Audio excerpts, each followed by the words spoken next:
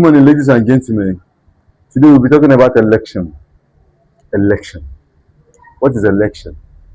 Election is the process of selecting a candidate to occupy a particular position for a particular period of time. Election can be in form of selection, it can be in form of voting, and voting, we have different kind of voting system. We have secret ballots, we have referendum, different. So that's the election. So we now have what we call types of election. What are the types of election? We have direct election, we have indirect election. Direct election and indirect election, there are two different types. We also have what we call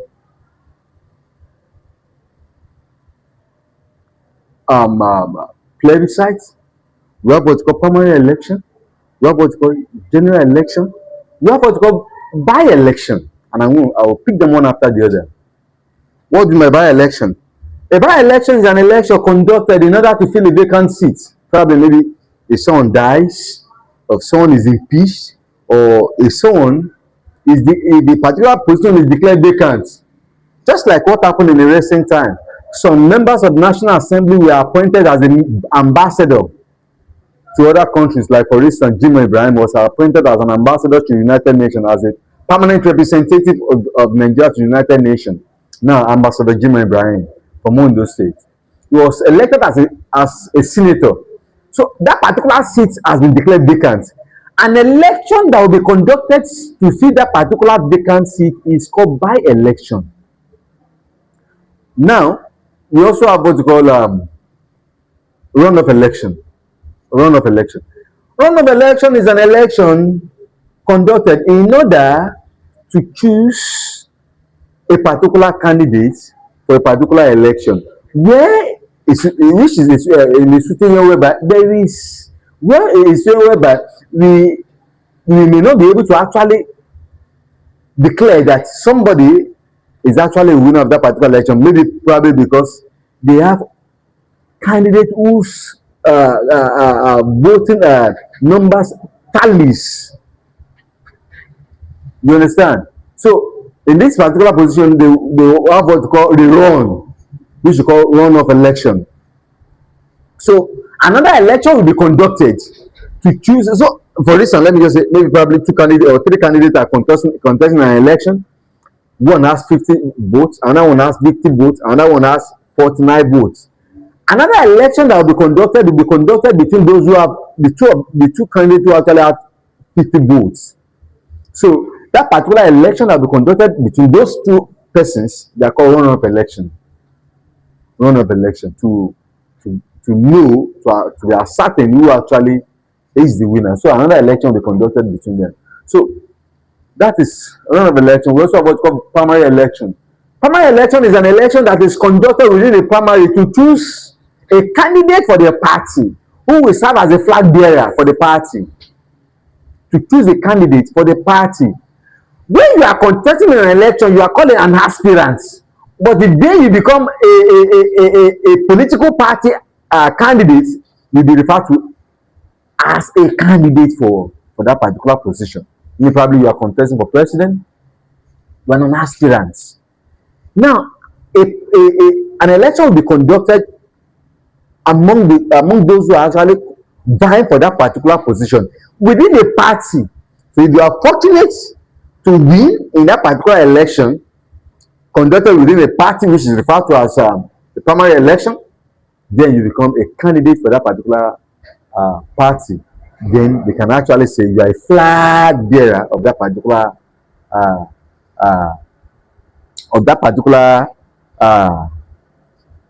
party. So we also have a referendum. Referendum is just like an election conducted among the people to decide on a particular issue. For instance, now you've been hearing about some people are saying the country should divide, like Nigeria, for instance. Like Pakistan was part of India before. They conducted referendum. Pakistan, both countries actually parted. North Korea and South Korea was together before. They conducted referendum. It was parted. You understand what I'm saying now? So Let's take for instance now, if Nigeria, if there is an agitation, a persistent agitation, then Nigeria should be partitioned. So a referendum will be conducted to hear the people's opinion. Don't forget that public opinion. The public opinion is the election, is the referendum. What people feel about a particular decision, about a particular policy. So that is the referendum. So for instance now, sometimes you go to the National Assembly, sometimes they'll say, if you are in support of a particular bill, you see some persons they will raise up their hands. If you want Nigeria to divide, you see some persons. If you want this particular, you understand. That is what I am talking about. And we also have what's called electoral process. What do you mean electoral process? Electoral process is a system of conducting that particular election. A system of government in which people elect their representative into different positions of authority periodically. Periodically, that I make use of there is, in some instance, like Nigeria, we make use of 4 years and 3 years political system. At the federal level, the president is elected for a period of 4 years. The governors are elected for a period of 4 years. At the local government level, they are elected for a period of 3 years. So that's the electoral process. So people get involved. How do people get involved? People get involved either at the grassroots level or at the state level. The only reason why people may not get involved is what we call apathy. Maybe people are discouraged because sometimes it's, if a government fail to provide or fail to fulfill their promises, sometimes it may make people to lose interest in political participation. And don't forget the fact that the first time people were given opportunity to elect their representative in Nigeria, indigenous election was conducted in Nigeria after the independence. I'm talking about after the independence. It's 1964, 1963, 1964. A successive election in this country. We have a general election. We have an election conducted in 1964 in this country. Okay, I've not talked about general election. Okay, general election is an election that is conducted generally across the country, like a presidential election, where everybody votes for candidates of their choice. Like for instance, in Nigeria, after Nigeria returned to civil rule in 1999, we had a general election in 1999. We had a general election in 2003. We had a general election in 2007. We had a general election. We had a general election in 2011. We had a general election in 2015. We had a general election in 2019. We had a general election in 2023. So we have another election in 2027. I'm talking about Nigeria now. So that's the general election where you elect representative of your choice at the upper echelon. So now, part of the reason why we have different kind of voting system too. We have open secret ballot system where people can actually go to the polling units and vote for candidate of their choice. And the reason why they make use of this particular system is because sometimes you may know a particular candidate. Maybe two particular candidates are closer to you, and you may not want to offend a particular one that you know that this particular one will not be able to deliver. But because the person is closer to you, sometimes the system encourage what we call secret ballot, open secret ballot system, where you go to a polling unit, everybody is looking at you, but in a confined way. They will mostly put something like a box so that people will not know who you are actually voting for secretly, but in an open way. Do you understand what I'm talking about now? So before now, in Nigeria, before you can actually vote or contest in an election, you must have some amount of money, like £100, some landed property and all of that. So we also have what we call suffrage. What is suffrage?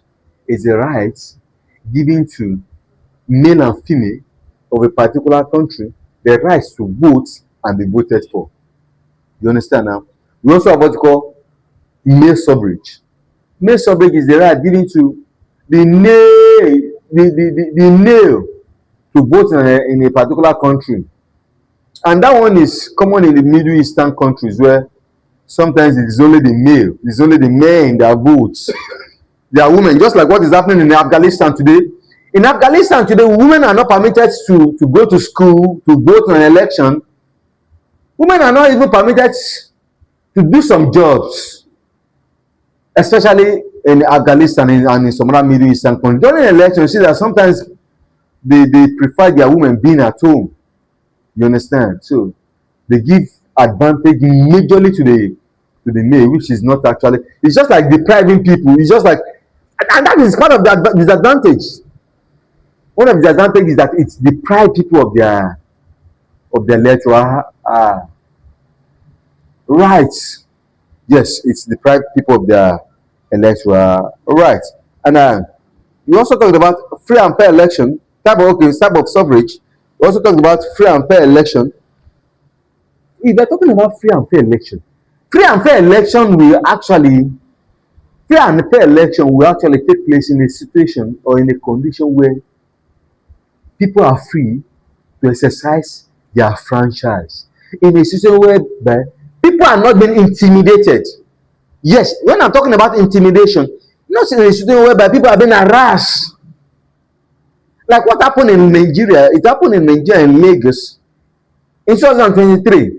Some persons were being harassed just because they were supporting another political party. And the political party they were supporting is not the party that is controlling Lagos State. So they were harassed. So in that particular situation, that we cannot actually say that particular election conducted there is free and fair. A free and fair election and an election conducted with the conscience of the people being exercised without fear or favor. Without fear or favor. So, and in order to make electoral process, in order to give continuity to electoral process in Nigeria as a whole, there must be what of fairness. Everybody must be treated equally. And that is why if you go to America now, either you are a black man, either you are a Haitians, black, you are Africans, American, white American, Native American. When it is time to vote, if you are eligible to vote and if you are a citizen of that particular country, by birth, everybody is given opportunity to vote. But if you are not in America and you are a military man and you are fighting for America in another country, you will even be given opportunity to vote in that particular country. If you are in Iraq, if you are in Nigeria, if you go to Iraq for a peace keep, if you are not in America and an election is conducted in America, there's what we call vote by post. You vote there and it will be counted as one of your rights, and it will be counted as your choice.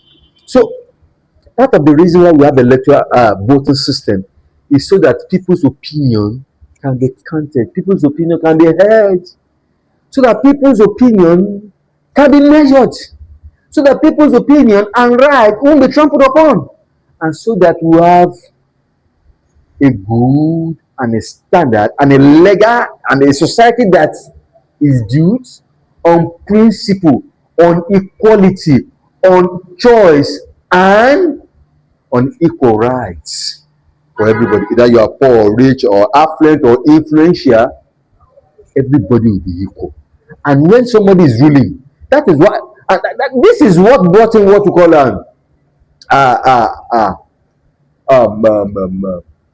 the rights of individual. The right of the individual. When you exercise your right, your franchise, you voted for somebody and the person is actually ruling, you'll be happy because this is the person you actually voted for. You know that your vote can. In Nigeria today, some persons are not voting because they will tell you that their vote doesn't count, which is not supposed to be so. Yeah, I believe your vote counts, so I encourage everybody to vote. So, and when you vote for the right person, it makes the society to be meaningful. It makes the society to develop.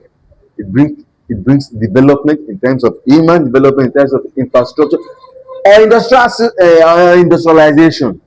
So I encourage everybody to vote. And to vote, you have criteria for voting. In some countries, you have sex. In some countries, you have age. In some countries, you have property.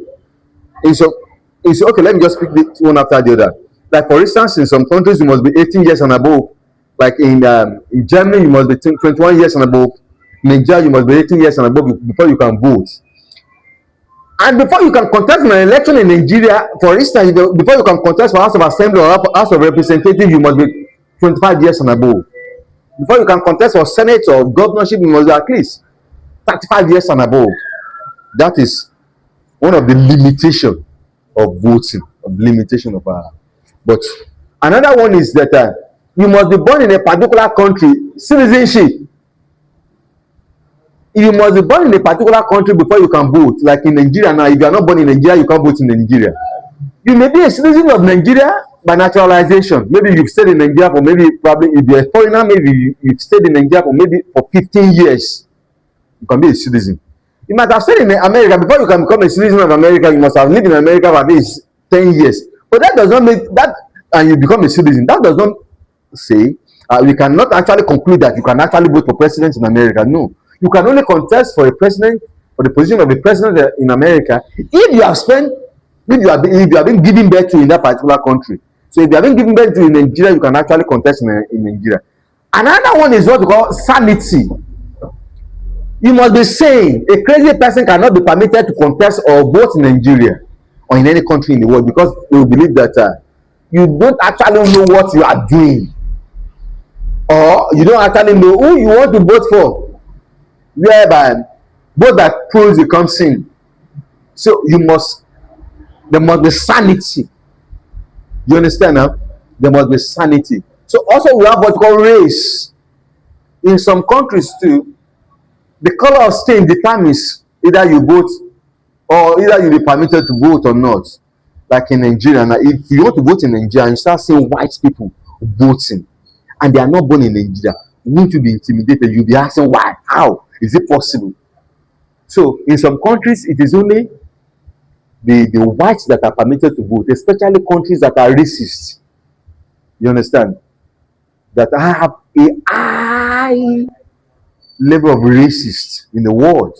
So those are part of the limitation of uh, of voting. So in our next class, I will drop some questions on the screen that you answer, and in our next class, I will shed more light on it. Then we'll move to the next topic. Thank you, and God bless you. Once again, my name is Mr. Victor. People, my friends, and past call me from a freedom. Thank you. God bless you.